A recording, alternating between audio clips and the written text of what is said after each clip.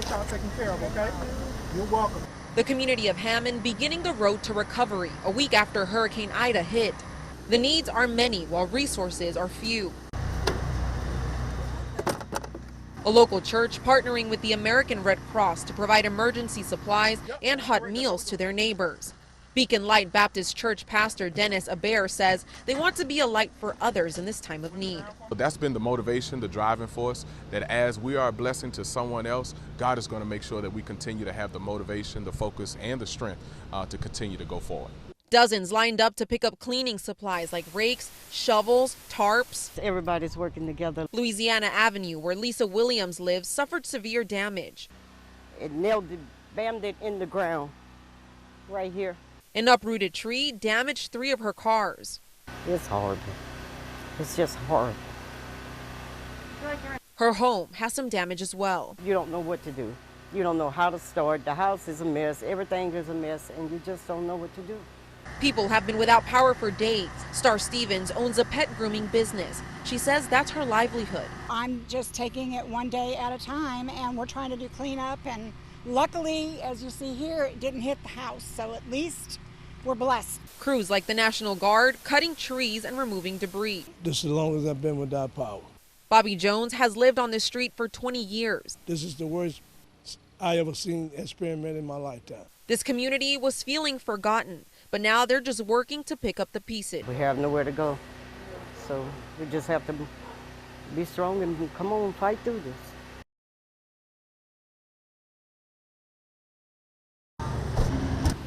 Jefferson Parish residents lined up for hours in their cars just to get a meal, water, and cleaning supplies. We wish it would have been here sooner, but we know they got here as soon as they could, and they're doing the best they can, and so are we. With a lot of stores being closed and power out for days, people were thankful to finally get their hands on some ice. We don't have a lot of places to get ice.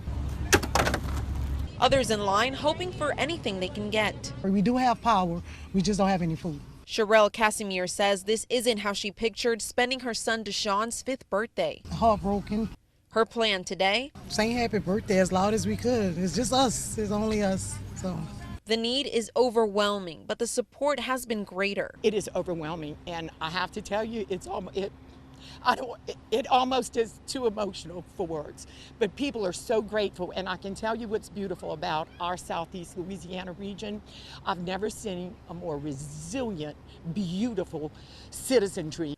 United Way of Southeast Louisiana's Chief Operating Officer and Executive Vice President Charmaine Cacciopi says it feels amazing to give in a time of crisis and that she's proud of her community. These people are suffering, and you know what? They're happy, they're grateful, they're kind.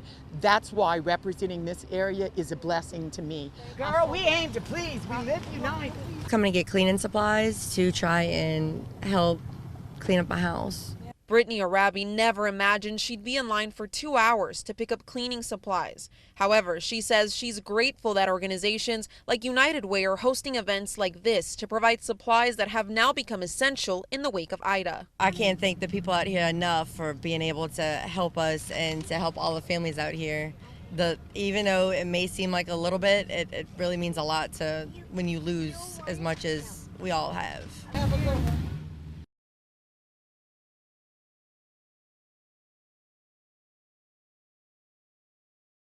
Most residents in Lafourche Parish still with no power, nearly 2 weeks since Hurricane Ida ravaged southeast Louisiana. Energy is still holding firm with that September 29th date for most of Lafourche Parish to have power, and we're going to hold them to that. Parish President Archie Chasson gave an update along with other officials on the recovery efforts. So we already have 22,800 residents who have registered with FEMA and about $11.1 million that's already been approved for direct payouts to help them. In the coming weeks, Entergy expects to have 2,000 linemen in Lafourche to get transmission back. Chasson also shared a message of hope. As hard hit as we were from Golden Meadow to the houses that flooded in La Rose and to Zalman's and Kramer, you have a commitment from everybody standing up here that we're going to put the pieces back together and we're going to take care of our community. And we're going to do that as fast and hard as we can. Residents like Vic Matherm are hoping power is restored sooner. This has been the worst. He has been running this business for 40 years. Since Ida hit, he spends about 8 hours a day running his generator to save food in the freezer. He can't open his doors because his workers have suffered damage to their homes. How much money you put in the gasoline to save a certain amount of food. So we'll just have to play it by ear, I guess. He says he doesn't know how long he can keep this up. All my workers, they have problems, and you can't do it alone. So that's the problem there. You've got to have help. You can't do it by yourself. On a regular Thursday, this place would have been busy, but right now it's just him hoping he doesn't lose too much. We've had a rough go of it, but we'll fight back. We've done it before. We're not that soft yet.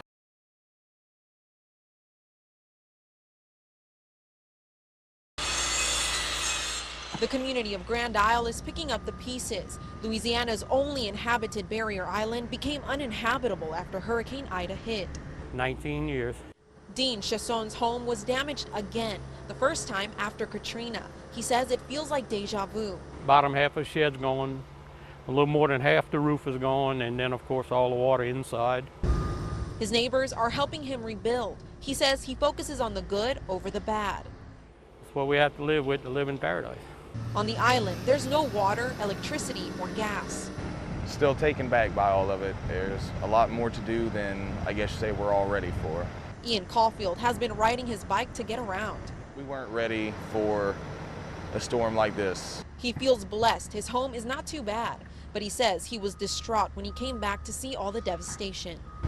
Honestly, unrecognizable. I came in, didn't even recognize where I was at, couldn't tell anything at all. Crews have been working to remove sand and debris off the roads. Some of the damaged homes are camps, like Ricky Lambert's. At least ours is still standing. There's a lot that's not. He had been visiting Grand Isle for years, so he finally bought his own camp 3 years ago. Well, we knew it was always a possibility. Of course, you always cross your fingers and, hope it doesn't get you, but it's going to get somebody. So I guess it was just our turn. People here are remaining optimistic that they'll get back on their feet soon. I imagine by next summer, everything will be somewhat, clean and back to order. Had a lot of great parties in that shed and going to have a lot more.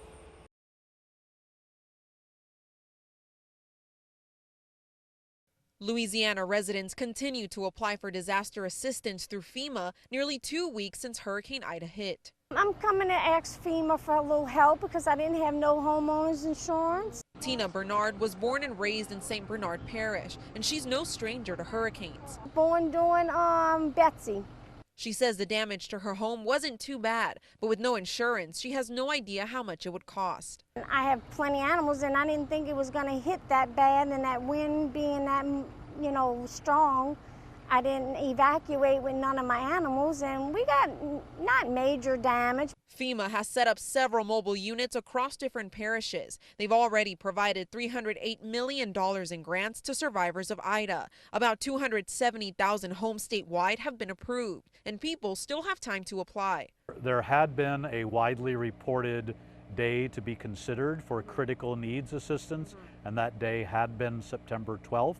However, the state requested and FEMA approved a 10-day extension of that until September 22nd to be considered. While FEMA cannot duplicate insurance payments, if an insurance company denies a claim for relief from the hurricane, provide a copy of the denial letter to the agency and it will consider your household for assistance grant money. We've already done more than 45,000 home inspections. We're going to do many thousands more, and as we do those, more money is being approved. The deadline for basic home repairs, temporary rental assistance, replacing personal property, and money for chainsaws and generators is until October 28.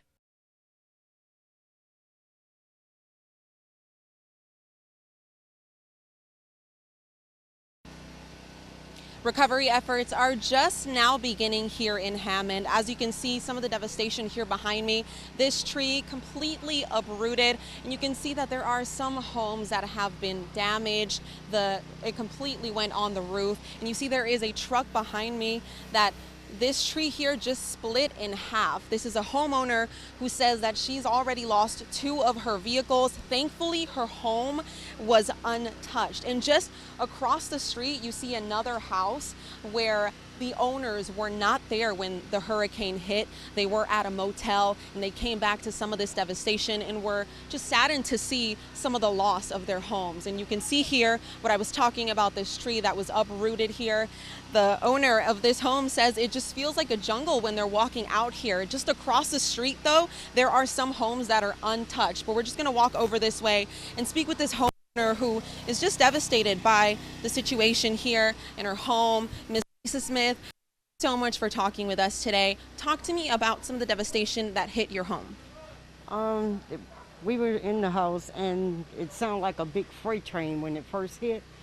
And we went to running, so it was just pounding. It was beating the house.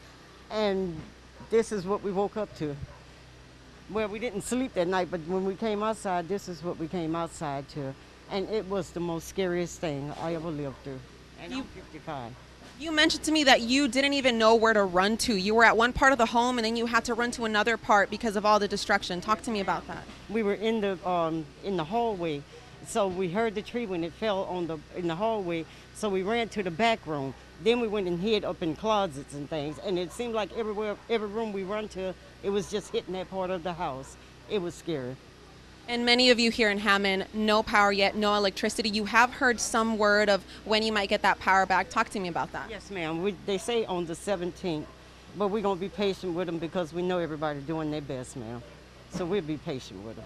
Yeah, and you are just remaining so hopeful. What is your message to the community right now? There's a lot of devastation. A lot of people have lost homes, vehicles, people have been hurt.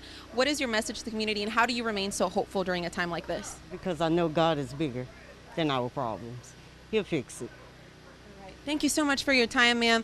Again, we are here. You could just see her home was, not touched here. And so she is just saying that she is thankful to be alive. Again, here is some of the damage that we have seen. It's some of the worst areas here in Hammond. And coming up later tonight, we're going to be hearing from some more homeowners who say they were just so scared and they're just waiting for power to be restored in this community. For now, back to you.